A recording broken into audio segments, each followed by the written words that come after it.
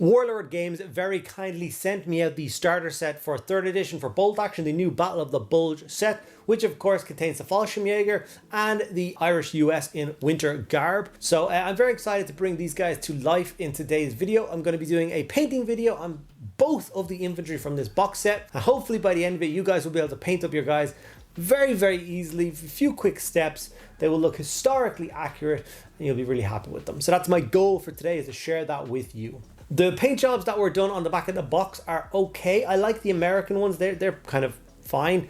I really don't know what they were thinking when they painted the Fallschirmjäger in the back of this box set. They look like they're members of the UN and they're not at all what I expect them to look like. So hopefully I'm going to go for a slightly more historically accurate tones with them, make them look a little bit more kind of gruff and World War II-y. And yeah, let's see if we can pull that off. Before we get into it though, I just want to say a huge thank you to all of my patrons.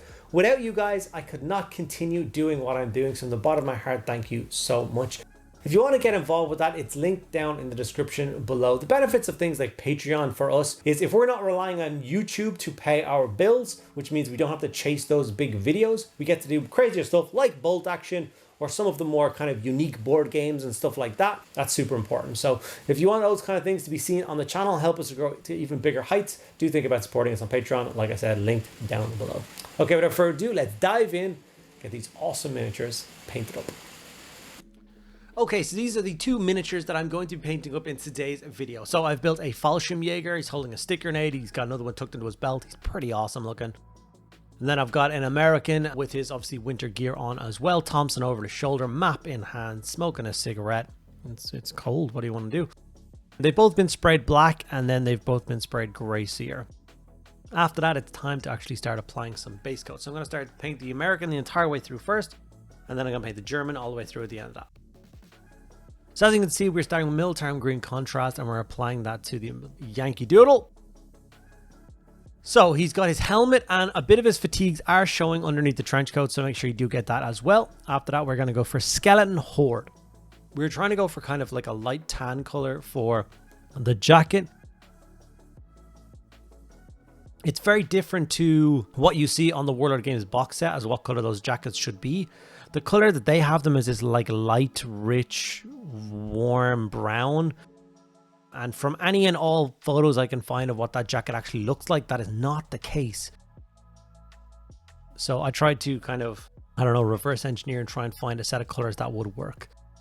A bit of Black Templar was used for his boots, obviously his shiny black and polished boots. After this, we're going to go for Gore Grunta Fur, and this is, of course, for the Thompson stock. Obviously, they have quite a rich wood on the Thompson. So what I decided to do is I decided to do the entire Thompson in this wood color, and then I was going to pick at the metallic details afterwards. The contrast is going to help those bits jump out. And obviously, base coating metallics over brown is a lot easier than base coating over white. Now, the problem I have is the pouches and belt are quite a similar color to the jacket, but I need to distinguish them in the painting process. So I grabbed Agro's Dunes. I painted his gaiters in those, and of course the belt, the ammo pouch with his stick mounts for his Thompson. The sling for the Thompson as well, I decided to go for the same color, including the little straps coming there from his helmet. Did those in that same color as well. I'm going to be brutally honest with you guys here. The winter theater of war is never something that has interested me a whole lot. I do not like the aesthetic all that much. I'm much more of a kind of a D-Day from through the France, through Norm, all that kind of stuff is more my kind of cup of tea. It's where I like basing my World War II miniature gaming on. So yeah, I'm very much enjoying giving something that I wouldn't have normally picked up myself a go with these kits. So now some lead belcher to pick out the little bits and pieces on Thompson. Once again, I had to open up a picture of a Thompson, a World War II style Thompson, and try and figure out what it, where the metallic was. I'd forgotten there was a civilian model and obviously the military model, and the barrels are quite different on each with the extended forward grip and stuff like that. So with all those bits and pieces in place, I think we are now ready to shade the miniature. And the color I tend to shade all Bolt Action with is Seraphim Sepia. It's gone at a nice warm brown tone to it, or like a light brown tone to everything, which is, if you kind of think about the filter they put over cameras for World War II movies, that's kind of what it does. It kind of gives you that feeling. And obviously most of my idea of what World War II truly looks like comes from films and movies, Band of Brothers and the like, so I'm happy enough to have this tone. Dark Earth was then used from AK Interactive to apply some brown texture to the base. Once again, a very quick step. We will be adding some dry brush into this now as well, but then we will be adding a lot of snow texture to it later on as well, because obviously if they're in the snow theater, you might as well get some bits of snow. So don't look weird as to why I'm grabbing Rise of Rust and I'm dry brushing the ground. I often and always dry brush the brown on the base with a touch of Rise of Rust. This just adds a little bit of warmth to it, makes it look a little bit more natural, and then I go in with a light bone color after that and give it an even lighter dry brush over the top. I do it with my Imperial Guard and all those kind of stuff for 40k, as well as all of my historical stuff, all of my old world, my Bretonnian army. It's all got the same kind of brown soil tone, which as you can see, I think looks really good. It's not screaming out orange at you or anything like that. Okay, now it's time to work up that jacket. So I've grabbed some Talaran sand and I'm going to layer up the jacket. Obviously, highlighting the higher folds and leaving the deep recesses with the shading contrast. But yeah, like I said, I did spend about 10-15 minutes walking around my paint collection trying to find the right brown. I think Talaran sand is about right for what the winter jackets did look like. So yeah, I'm just going to go ahead and layer that up. I was going to have tempted to bring it up brighter again, but I decided to just leave it alone. Bolt action is a lot of infantry, trying to keep this as simple as possible. More gassed bone was then brought in, and I used this to highlight his belt. Obviously the ammo pouches for the Thompson, the sling for the Thompson, and the map got done with a light, as well as the gaiters got done with a light highlight of this. Like I said earlier, it's because the tones are so similar on the jacket and all the webbing, but it's nice for it to be slightly different. Strachan green is my green of choice to highlight and give us that kind of US military green color. Like I said, don't forget about the fatigues that are sticking out under the jacket. And then of course a very quick over his helmet. Obviously his helmet, this particular sculpt of helmet has the webbing, which does not make it easy to highlight. So I basically just ended up giving it a light dry brush over the top, catching the raised bits of the netting, but leaving the underneath the nice dark color. Now for the skin, I like going overboard with skin. I like it to be a very focal point of the model. I like to spend a little bit of time on it. That's just me. I'm going to highlight it first with Cadian, which if you so wish and you've got 100 dudes to paint, just leave it like this. Looks fine. It's totally fine. For me, I'm going to add a little bit of warmth back into it. So I'm going to use a tiny bit of Berserker Bloodshade. I take the Berserker Bloodshade from the pot to a wet palette. That thins it a tiny bit. And then obviously I apply it to the face then. Make sure it doesn't pool. And when that's fully dried, I then go in with Kislev Flesh and add a little bit more of a touch highlight to the face. The Berserker Bloodshade just adds a little bit more warmth. Makes it look a little bit more natural across the face. Obviously I did it on his hands as well. Don't ask me why, I tend to actually enjoy painting faces. Not that I'm particularly good at them, but I still enjoy them. Back to Lead Belcher, the previous color, and add a very small touch highlight to the weapon, buttons, any buckles or anything like that that you can find across the model. We're going to add a little bit of a highlight with this color here. After that, we are going to grab the AK Wargame Terrain Snow. And I'm going to apply a thin coat across the entire base. I didn't originally do a full coat on this American, as you will see in a moment when I give you kind of a little demonstration shot. But I realized they would have a layer of powdery snow across the entire base. So I did go back after this and finish that off and made sure it has a solid coat. So like this is the solid coat of the American. This is an example of what he will look like on a tabletop. Now, obviously, it is just a single miniature. So if you're looking at it thinking that doesn't look too good, we'll think about it. It's going to be in squads of 12 and maybe 4 squads of those. You're talking about up to 50 miniatures on the table. And you want a quick, easy and accessible way to paint them. And I think that's what we delivered in the video. Okay, over to the Fallschirmjäger. Is there anything cooler to say than the word Fallschirmjäger? It's such a good word or name. It's not a word, it's a name. But it's a good name. It sounds really cool.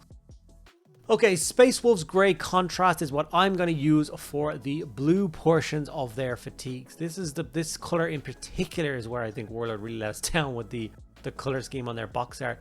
The bright baby blue color they did for them, I do not know. It took me about 2 seconds of Googling to find an actual Fallschirmjäger blue uniform online. and it was definitely a very, very, very grey blue, which is what I'm going to be using here today. That's why I grabbed the base coat that I did, and why I'll be layering it the way I did. But so like I said, the model was sprayed black and then sprayed grey sear. The reason I'm reiterating this is because the grey sear spray is my base coat for all of the white portions. So for instance, the jacket and helmet now, I'm not going to add another color to before I shade them. I will layer it up afterwards, but in my head, it is already base coated and it looks really good. You will see what I mean now in a minute. Grabbing Wildwood, got all his fatigues done and all of his, his webbing done. The handle of his stick grenade. Brought back in the lead belcher, once again for the weapon, obviously the head of the stick grenade. And any other silver bits that you can find. Not forgetting the grenade that's tucked into his belt.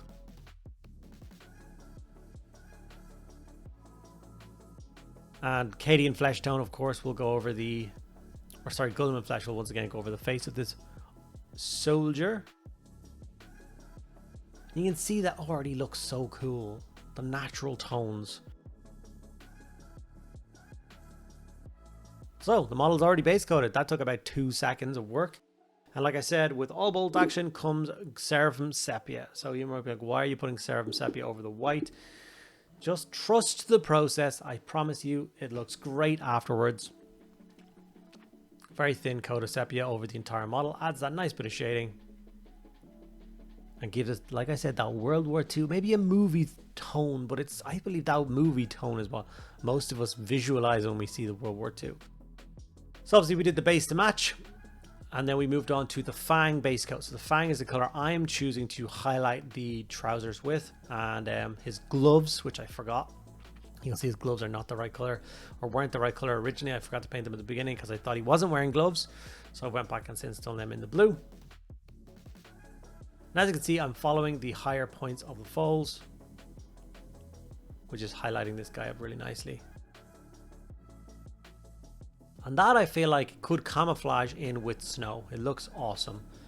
Really liking that tone. And that's where I'm leaving the blue. I'm not going to do anything else to it. I'm happy with that. We are going back in with grey sear. So this is the color that I sprayed the model.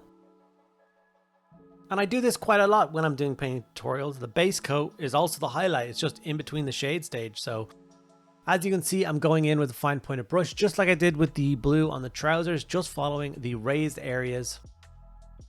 Taking my time. And this is, like I said, this is a very simple thing. You only need one coat. And because it's not like an armor panel, it's not supposed to be super smooth. If it's a little bit like kind of rough looking, that's fine. That only adds to the effect of it. You're not looking for a pristine smooth coat of this kind of gray color across the entire piece. And then with those bits done, obviously we grab lead belcher again. We're re-highlighting the metallics on his weapon. His face is going to get layered and base coated exactly the same as the Americans. So I'm not going to go through that again. Thondia Brown is what I'm going to grab for his weapon. They've got actually different weapon colored stocks. The different military force in World War II. Obviously they use different woods and different lacquers and stuff. But it is something to pay attention to. Even the different, like a Thompson and M1 Grand have different colored stocks, which is kind of a bizarre thing. And then here I am, obviously, like I said, working up that face again. And it really is coming together. Honestly, when I got this box set, I was really excited to do the Americans, as I have quite a large American army already myself. A D-Day landing force supported by the 101st Airborne. I know it's a bit cliche, but it means a lot to me. So, of course, did that as a military force. And this, like I said, I'm not a big fan of the snowy style stuff, and the German color, the Fallschirmjäger with the blue and white, didn't really speak out to me. I must say, when I'm finished this guy now, I think he looks awesome. And I actually cannot wait to paint the rest of them. And you do get quite a lot of them in the box set, so it's going to take a little bit of time. I'm excited to see a couple of squads of these guys storming across. Have to try and pick a scenario and design and the rest of the armies to fit them. And then I have a friend of mine over and play some games. I think it's the current moving plan for what I want to do with this set. So here's a couple of still images of the Fallschirmjäger to give you an idea of what he might look like on a tabletop, and then a couple of pictures of them being best friends, standing side by side. It's almost like a cartoon. It's like they're gonna bop the American on the head with the grenade, sneaking up to have a peek at the map maybe. This is a sentry's worst nightmare. Anyway, hope you enjoyed it, guys. Okay guys, and there we have it, our awesome Fallschirmjäger. Really pleased with how he turns out, love it. And then of course our our US Army in winter garb is also there. Both late war period miniatures. Very happy with those. Hopefully you guys enjoyed this video. If you want to see more videos on bolt action, please do let me know in the comments below. Without any sort of engagement, like if this video does really badly, people aren't commenting or asking questions, then that tells me there's not a lot of people interested in it, and therefore there's not a lot of reason for me to do more videos on it. So if you want to see more, please do engage with the video. Thank you guys so much for sticking around. Hope you enjoyed it. Make sure you do give it a like, comment, and subscribe, and I'll see you in the next video.